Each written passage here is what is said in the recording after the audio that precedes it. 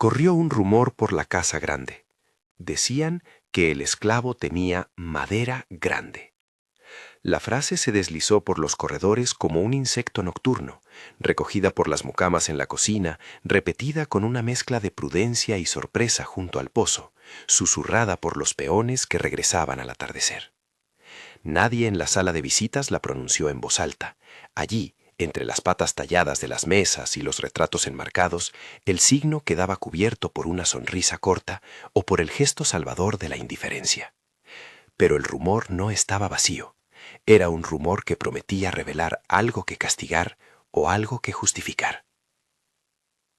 Matilde dormía cada noche con la sensación de que le habían asignado un cuarto en una casa que no le pertenecía. Tenía 29 años y en los retratos del comedor su matrimonio con Rodrigo parecía un pacto solemne. Él, el coronel, se levantaba con la aurora, tomaba decisiones sobre la siembra, firmaba papeles y salía a las rutas con la indiferencia bien aprendida de los hombres que poseen tierras. Regresaba unas veces con puros o con la mirada cansada. Otras veces regresaba tarde con regalos que nunca eran para ella. La noche, para Matilde, era una orilla fría. La cama compartida tenía la forma de 2 distancias. La casa grande respiraba con el silencio de un animal domesticado. Los días se repetían con pequeñas variaciones. Las mismas voces, las mismas tazas de porcelana que resonaban en la mesa, la misma sombra que Rodrigo dejaba en la habitación cuando atravesaba con la certeza de quien no necesita mirar atrás. Matilde aprendió a medir su vida en espera. Esperar visitas que no llegaban, esperar explicaciones que nunca emergían, esperar un gesto de los hombres que la rodeaban. En ese vacío creció una urgencia que no tenía nombre, una necesidad de testigo, de reconocimiento, de calor humano que no fuera condescendencia ni mandato. Una tarde de calor, cuando los cañaverales murmuraban y el sol caía pesado sobre los aleros, Matilde fue a ordenar la biblioteca del coronel. No fue curiosidad maligna, no al principio. Fue más bien un acto doméstico, un intento de poner las cosas en su lugar cuando lo demás parecía dislocado. Abrió el escritorio de cedro por costumbre, movió documentos que olían a tinta y sudor, acomodó las cartas que aguardaban respuesta y sin querer encontró un doble fondo, una gaveta que no figuraba en los inventarios, forrada con trozos de papel más ásperos de lo habitual. Allí, entre sobres sellados con cera y papeles con cuentas, aparecieron cartas con la caligrafía del coronel y de otros firmantes. Al principio creyó que eran negocios, nombres, cantidades, anotaciones al margen. Pero las palabras que leyó luego le cayeron encima como agua helada. Para Baltasar, recibía al joven, tiene carácter dócil, se le dará el apodo y la libertad prometida cuando convenza. Enviar al muchacho al mes de luna llena, Rodrigo ofrecerá la prenda. No olvidar las joyas para la discreción. Las frases eran cortas, como si los hombres hubieran querido reducir al papel la naturaleza mecánica de su comercio. Matilde sintió que su boca se llenaba de sal. El lenguaje de las cartas era un mapa de compraventas que no figuraban en los libros contables. Hombres, edades aproximadas, códigos para destinos, nombres en clave que atestiguaban una cadena de favores y de lealtades. No era solamente corrupción de bienes, era comercio del cuerpo humano disfrazado de secreto. Al pasar la lengua por el labio, Matilde entendió 2 cosas a la vez, que había vivido años junto a un hombre capaz de encubrir esa vida, y que la casa donde se había jurado dignidad se alimentaba de humillación. La mezcla que la invadió osciló entre la ira y una extraña claridad. ¿Qué harías tú si descubrieras, en el escritorio del hombre con quien dormiste 7 años, que él y los suyos pactan el intercambio de personas? La pregunta se hacía demasiado grande para encapsularla en silencios. La primera reacción fue de estupor puro, la segunda de urgencia de prueba. Matilde guardó las cartas con cuidado, como si fueran objetos frágiles destinados a romper su alma. No las leyó todas de una vez. Leyó lo suficiente para comprender la estructura del secreto.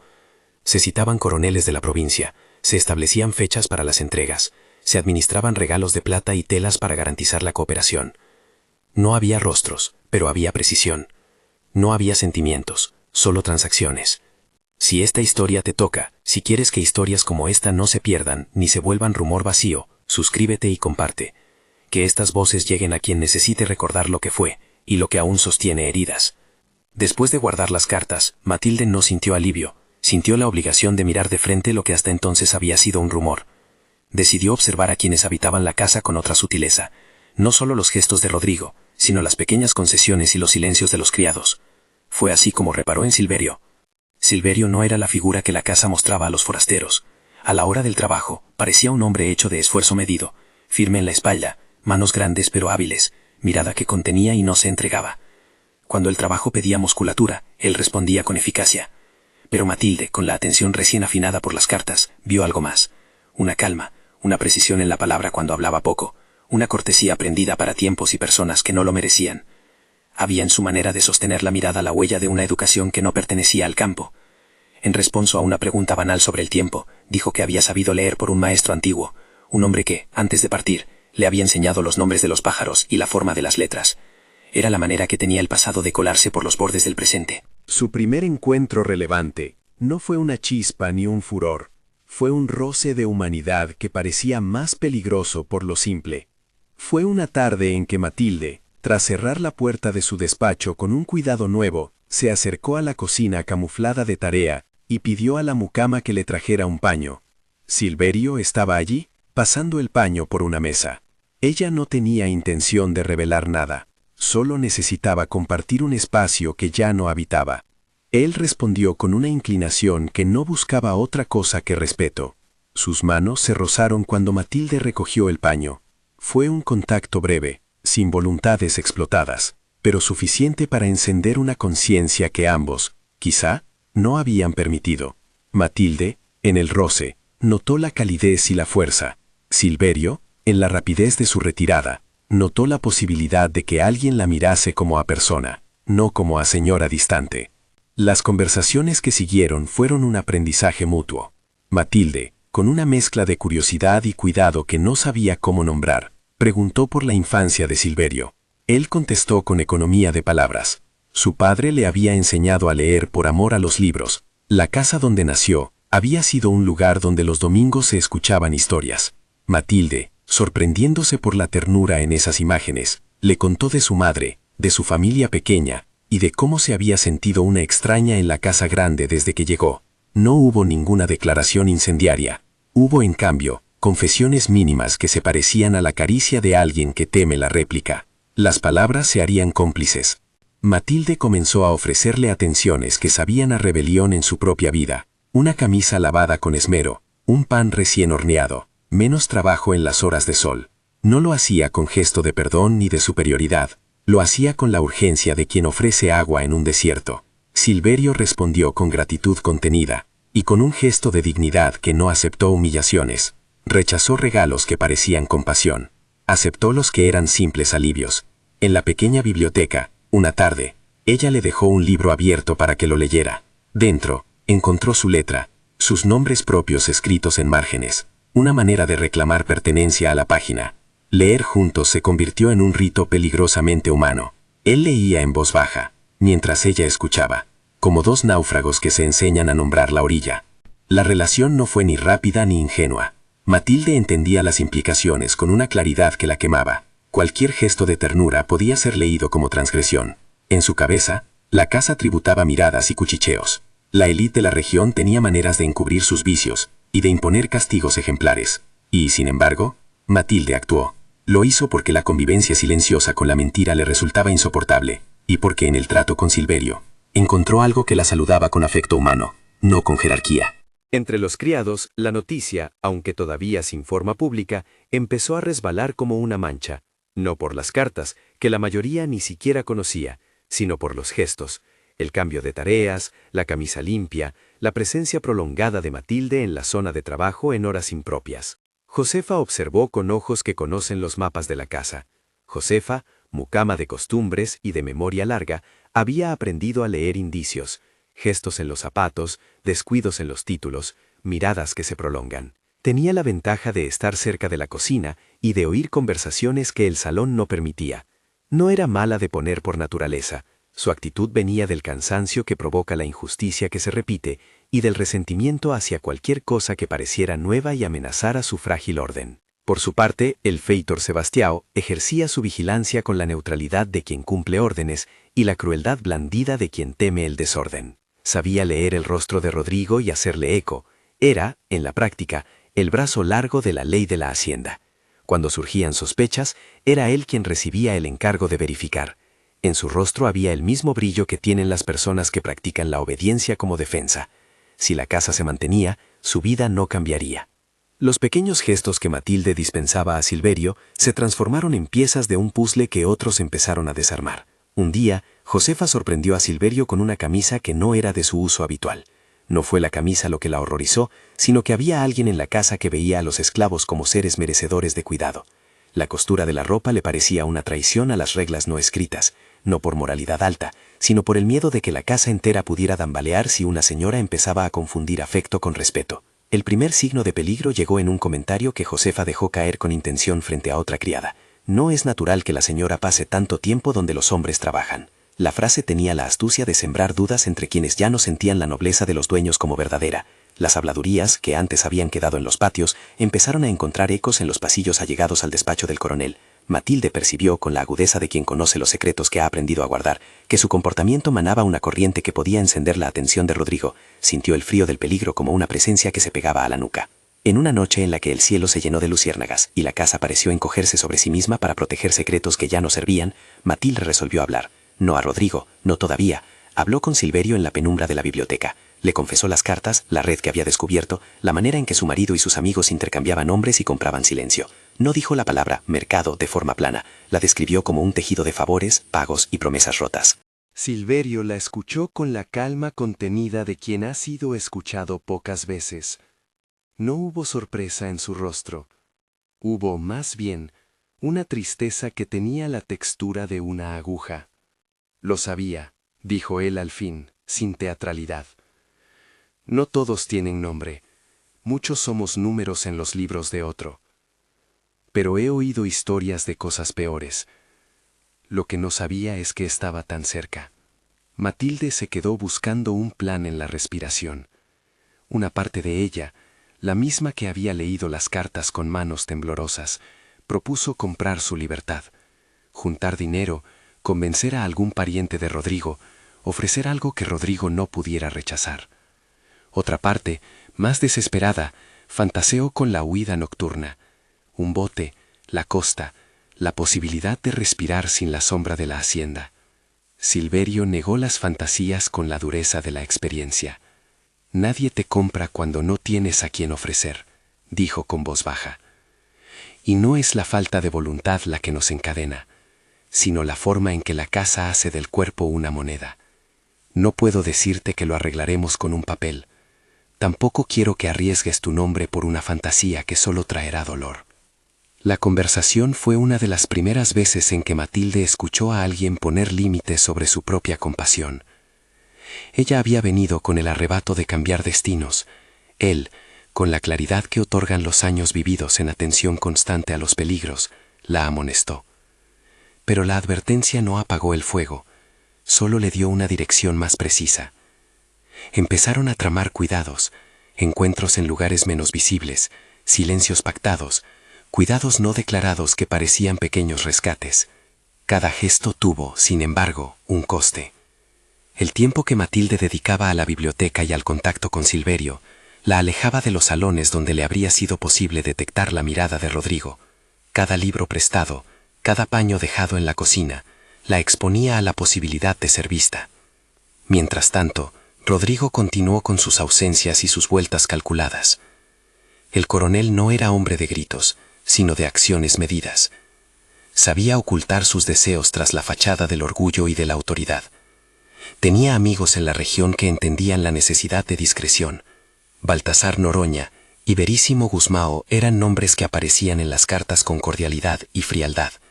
Eran hombres que compartían, no solo negocios, sino una hermandad de ocultamientos. Si uno de ellos iba a la ciudad, otro archivaba lo necesario. La red era más grande de lo que Matilde imaginaba aquella primera tarde. Las confidencias entre Matilde y Silverio dejaron huellas. Una risa contenida en la cocina, una mirada algo más larga en la misa dominical, un gesto. Los rumores que antes habían sido boca de terceros empezaron a encontrar ojos propios. Josefa, que no necesitaba más que una puntada de evidencia, comenzó a combinar elementos: la camisa limpia, el tiempo en la biblioteca, la disposición de trabajos. En su mente, Hubo una sospecha que no buscaba justicia, sino orden. Si la señora alteraba las reglas, alguien debía restablecerlas. En su manera de mirar la casa no debía tener quebrantos. Josefa, sin saberlo del todo, empezó a preparar el paso que la transformaría en denunciante. Un atardecer, mientras el viento levantaba polvareda en la vereda, Matilde contempló el horizonte. La casa grande, vista desde el jardín donde las flores se obstinaban por crecer entre la sombra de la hacienda, se parecía a un animal dormido. Ella imaginó a Silverio lejos, en un puerto o en una ciudad donde la ley fuera al menos coherente con su palabra. Imaginó también actuar de forma definitiva, enfrentar a Rodrigo en la plaza, presentar las cartas y hacer de su propia vergüenza un acto de verdad. Todo eso sucedía en la penumbra del pensamiento, sin decisión firme. No se consideraba heroína, se consideraba cansada. Esa noche al acostarse no pudo dormir. Sintió como si los años se hubieran comprimido hasta entrar en una sola hora. Tenía en la mano la certeza de que el descubrimiento era una bomba que podía estallar, pero no sabía dónde apuntaban los fragmentos, hacia quiénes, hacia qué vidas. La memoria del pasado, en la que su marido era figura impenetrable, se volvió un lugar de sombras. Matilde quiso reconocer su falta de papel en la maquinaria de la casa. ¿Era cómplice por no haber mirado antes? ¿Era cómplice por no haber exigido la verdad? La respuesta no vino en forma de consuelo, sino en un impulso: proteger a Silverio. No porque él fuera un símbolo, sino porque le parecía una injusticia que alguien que hablaba con esa mezcla de sencillez y dignidad fuese reducido a mercantil. El impulso la llevó a acciones pequeñas pero significativas. Una carta sin sello que fingía ser de un pariente lejano que ofrecía dinero para la compra de una cosecha. Un pago hecho con discreción a un recaudador que luego sería reliquia. Todo a escondidas, intentando usar la misma maquinaria que la oprimía para lograr una pequeña fuga de libertad. En ese intento, las fisuras se hicieron más visibles. La casa no necesitó mucho para reaccionar. Un rumor, una prenda fuera de lugar, un encuentro largamente observado. Josefa empezó a intercambiar palabras con el feitor, que a su vez se movía como sombra de Rodrigo. Una tarde, Matilde supo que alguien había visitado el despacho del coronel. Un funcionario de la comarca pasó la noche en la casa bajo el pretexto de asuntos de tierras. La presencia del hombre encendió un recelo que Matilde sintió como una sombra que se pegaba a la piel. Mientras tanto, Silverio veía con cautela el mapa que se desdibujaba ante sus pies.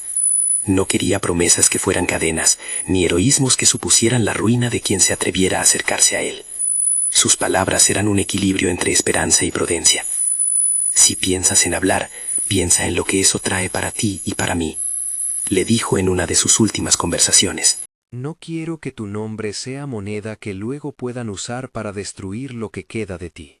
Matilde no era mujer de retrocesos fáciles, pero la experiencia le enseñó que la vida razonable se forjaba en la mesura de los pasos.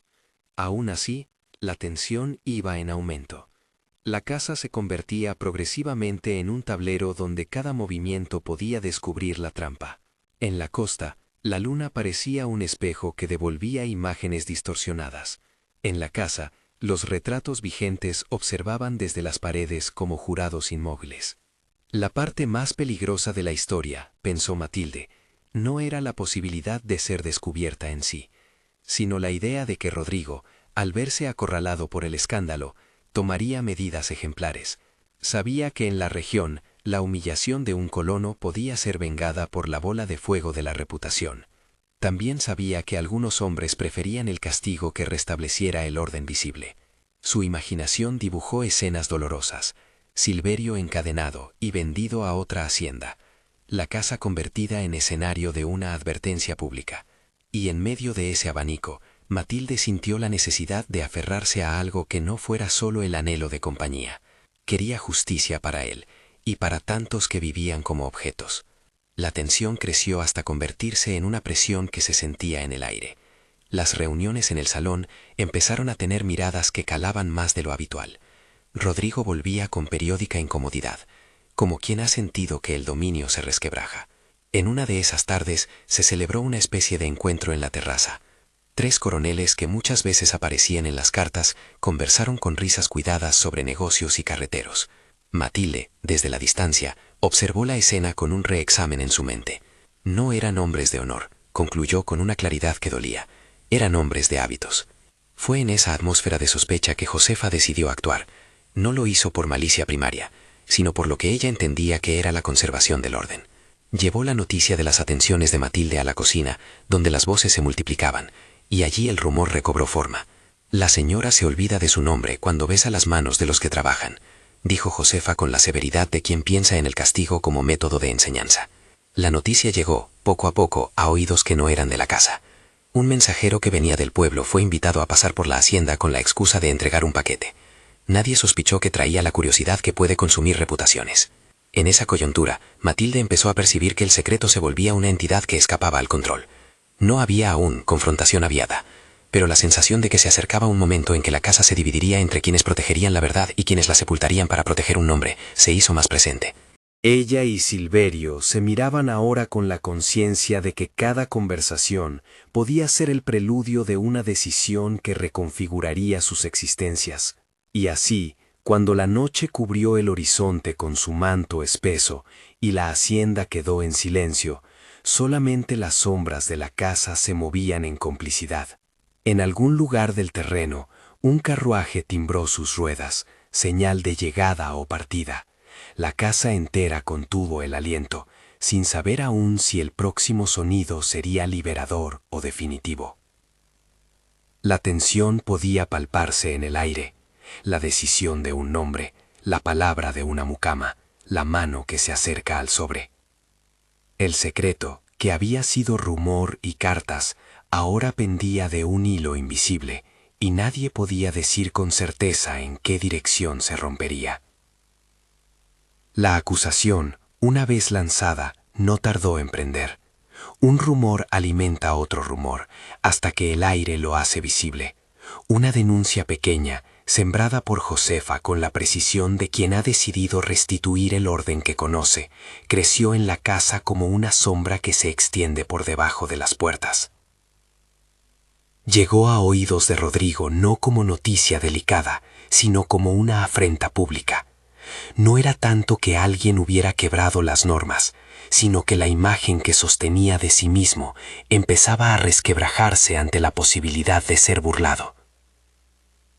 Rodrigo no actuó de inmediato con violencia estridente, conocía la eficacia del asombro y la disciplina silenciosa. Convocó una reunión en el terreiro, como quien convoca una junta de propietarios para discutir cuentas. Allí, en medio de la tierra batida y bajo el mirador desde donde se divisaba la caña, los criados y algunos vecinos de confianza se juntaron a la hora en que el sol comenzaba a perder fuerza. La casa grande se llenó de voces que fingían naturalidad. Baltasar Noroña y Verísimo Guzmao asistieron con gestos medidos. Eran hombres de mirada corta, acostumbrados a poner la cara de la comunidad donde hacía falta. Habían sido firmantes de las cartas, y sin embargo, llegaron con la calma de quien evita descubrir demasiado de sí mismo en público.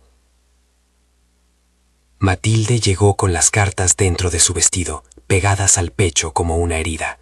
Había pasado la mañana preparándose en silencio. No buscaba la venganza espectacular, sino la verdad corrida ante quienes habían sido cómplices o testigos. Tenía la intención, o al menos la expectativa, de que la lectura sacara a la luz lo que la casa había sostenido en sombra durante años. En su andar había menos arrogancia que un peso que reclamaba justicia. Cuando se presentó en el terreiro y sostuvo los papeles frente a los presentes, hubo un breve silencio que hizo reverdecer la tensión. Ella no necesitó oratoria grandilocuente. Dejó que las frases cotidianas de las cartas hablaran por sí mismas. Leyó en voz clara fragmentos que no admitían eufemismos, transacciones, apodos, promesas de libertad como moneda de pago y condiciones que degradaban a los hombres a mercancía. Muchos en la planta escuchaban y no entendían del todo la magnitud. Otros, que ya habían oído las habladurías de la ciudad, vieron en las frases la confirmación de lo que intuían. Silverio estuvo presente, de pie al borde de la asamblea, con la compostura que le daba la costumbre de soportar las miradas, no habló. Miró a Matilde con una mezcla de gratitud y advertencia que ella reconoció. La reacción de Rodrigo fue mostrar primero incredulidad. No negó que algunas cartas existieran, negó el sentido que Matilde les daba. Son papeles de negocio, dijo con esa voz que habían aprendido a obedecer. Pero la lectura en voz alta había dado forma a algo que ya no podía volverse intangible. Baltasar murmuró algo, Verísimo guardó silencio. La comunidad, que había sido partícipe de la complicidad o del silencio, empezó a fragmentarse en sus respuestas.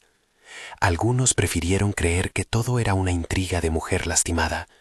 Otros, que la impunidad podía durar mientras la casa mantuviera su imagen intacta. Rodrigo, sin embargo, no necesitaba persuadir a todos para actuar. En el fondo de su cálculo estaba el mantenimiento del orden y la limpieza de su reputación. La humillación de ser exhibido lo movía más que cualquier acto de justicia. Hay hombres que cuando se sienten acorralados devuelven la agresión para borrar la vergüenza. Su primer movimiento, frío y práctico, fue convertir a Silverio en objeto de la respuesta. Si la esposa traía la constancia de la transacción, el castigo debía demostrar quién mandaba. No hubo discurso moral, hubo cálculo de mercado, venta, distancia, ejemplaridad. El feitor Sebastião actuó con la eficacia de quien ha asumido la crueldad como oficio. Organizó la logística con rapidez, atar, cargar, llevar. Silverio fue separado de las pocas pertenencias que le habían permitido una sombra de dignidad, la camisa limpia que Josefa había recriminado y el pequeño libro con sus anotaciones en los márgenes, y puesto en un carretón que olía a sudor y a serrín. Matilde, en el primer impulso, trató de interponerse. Su voz salió aguda, más de pavor que de furia. Le pidió a Rodrigo que conversaran, que mirara lo que había mostrado la verdad, que no destruyera la vida de un hombre por conservar el prestigio. Sus palabras, sin embargo, se perdieron entre las decisiones tomadas por hombres que usan la propiedad como ley. Rodrigo no necesitó levantar la voz, la firmeza de su orden bastó. Ven de lo lejos, dio a entender con una quietud que sonaba a sentencia. No fue un momento de furia ciega, fue la medida fría de alguien decidido a cortar la raíz de la vergüenza. La venta se dispuso hacia un lugar del interior donde la noticia no llegaría con facilidad. Un destino con nombre seco, gobernado por la misma lógica de compra y ocultamiento. El precio fue convenido con prontitud. Hubo billetes, cuentas, manos que se estrecharon con la formalidad de quienes se tratan entre iguales. Silverio, mientras lo ataban, miró a Matilde por un instante. Sin embargo, incluso en ese destierro, hubo momentos de humanidad. Un niño que le ofreció agua, una mujer que dejó caer una fruta con discreción, otro esclavo que le enseñó un ritmo nuevo para caminar. Silverio guardó, como quien conserva un relicario, el recuerdo de la biblioteca y el olor del paño que Matilde había tocado, y escribió en su memoria el nombre de la mujer que no pudo salvarlo. En la casa, la venta de Silverio fue convertida por Rodrigo en un acto de corrección, y a ojos de la región, en un procedimiento necesario. La noticia circuló con matices. Algunos aplaudieron la firmeza, otros murmuraron sobre la dureza de un señor que pecó, no por deseo, sino por riesgo de mancha en su honra. Josefa sintió que su acción había restituido el equilibrio, pero la reparación que ella había esperado no consistió en devolver justicia a quienes la merecían, sino en mostrar un orden que reafirmara su propio lugar. La mucama, sin embargo, no pudo prever el peso del remordimiento que sobrevendría. Vería después el rostro de Matilde apagado. Escucharía de noche a la señora quejándose en la almohada. Recordaría con un hilo de culpa la camisa que había señalado. Los años siguientes transformaron la casa en un sitio de memoria rota. Matilde pasó sus días en una geografía interior, de la búsqueda breve a la enfermedad que llegó con la edad. No se resignó a dejar de buscar. Envió emisarios que habían partido en vano. Dejó dinero en manos de personas que prometieron viajar y nunca volvieron con respuestas. A veces la esperanza resurgía, una noticia de un mercado, el rumor de un hombre con letras en las manos, una carta sin firma. Pero todo eso resultó con el tiempo, fragmentos que no alcanzaron a recomponer lo perdido. Silverio, por su parte, dejó de ser noticia. Se convirtió en persona en tránsito, en sombra de alguien que había amado la lectura y que portaba la memoria de una casa donde había existido una voz que lo reconoció. Rodrigo envejeció con la costumbre de lo irremediable. No fue consumido por el remordimiento como algunos esperaban. Su conciencia, moldeada por privilegios, resistió el asalto. Vivió sus últimos años con menos viajes, pero con la misma serenidad de quien cree que su rango le concede la última palabra. Cuando murió, lo hizo en una habitación que olía aún a su tabaco, sin mucho público pero con una nómina que cobró lo estipulado. La casa, sin su mandato vigoroso, perdió la dirección. Fue abandonada a un lodo lento, las plantas se comieron los caminos, las tejas comenzaron a ceder, y la pintura se descascaró en mapas que ningún orgullo quiso volver a tocar. La ruina física fue un espejo de la ruina moral. Para Matilde, la muerte del marido no devolvió lo que le habían quitado, fue apenas un acontecimiento que cerró un capítulo sin reescritura. La abolición, cuando llegó, fue el golpe de un tiempo nuevo, que no reparó viejas heridas. Para muchos, la libertad, decretada por leyes que a veces andan con retraso respecto del sufrimiento, no alcanzó para recomponer lo arrebatado. Matilde, ya vieja y con la cabeza marcada por noches de insomnio, emprendió un último viaje en busca del nombre que había quedado en el margen de un libro. Viajó en diligencias, preguntó en plazas, abrió las memorias de quienes recordaban. Fue una búsqueda que tuvo la heroica medida del deseo triste. Encontrar a Silverio para cerrar con palabra lo que la violencia había dejado abierto. Preguntó a quien supo y a quien fingió no saber. Preguntó a los que se negaron a virar y a los que prefirieron olvidar. Las pistas fueron escasas. Un nombre de pueblo, una hacienda vendida, la mención de un hombre negro que hablaba poco de su pasado.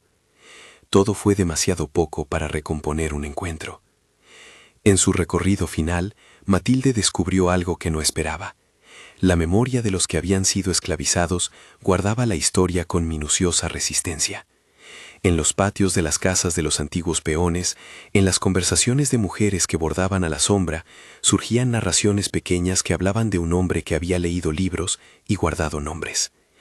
Algunos afirmaron haber oído de Silverio en una ciudad portuaria, otros que su destino había sido una plantación donde murió joven.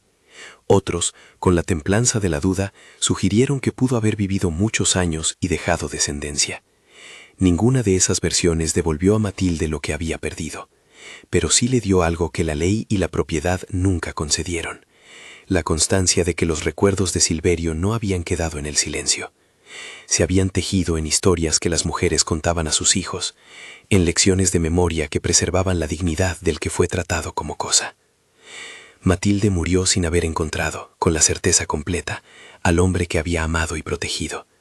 Murió con el libro cerrado en una mano y con la convicción de que había hecho lo que su conciencia le dictó: mirar de frente la falsedad que la rodeaba. En su muerte, la casa se convirtió en un vestigio que los nietos y los deudos dejaron a la merced de la maleza.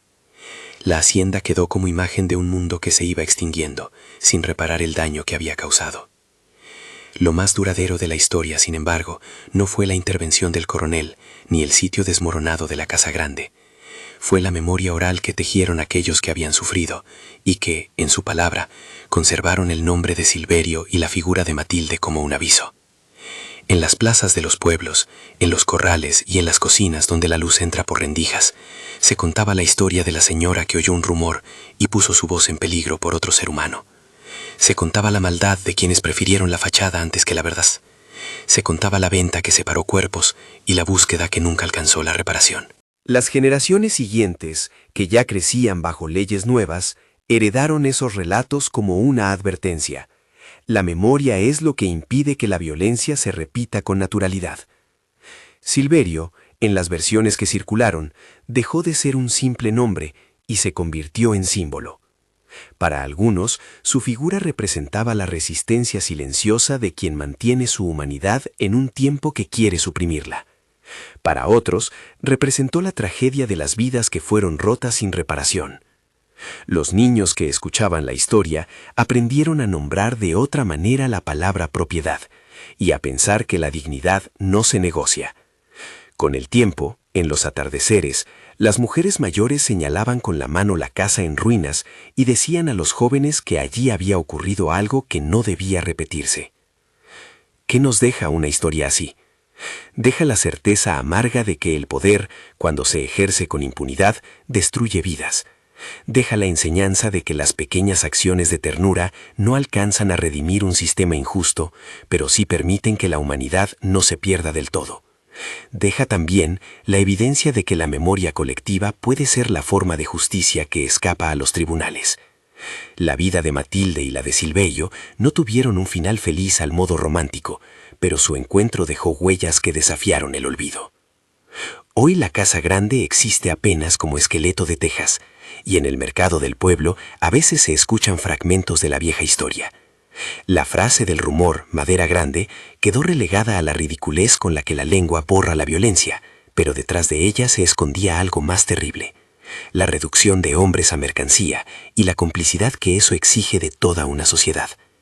Decir la frase hoy es para algunos recordar la manera en que los cuerpos fueron objeto, y para otros el recordatorio de la distancia que aún debe recorrerse para asumir la plena humanidad de todos. Si al escuchar esta historia sientes que la memoria merece ser resguardada, compártela. Habla con alguien sobre lo que oíste y no permitas que la historia quede como rumor. Transmítela con la gravedad que merece. No para revivir la herida, sino para que la lección permanezca.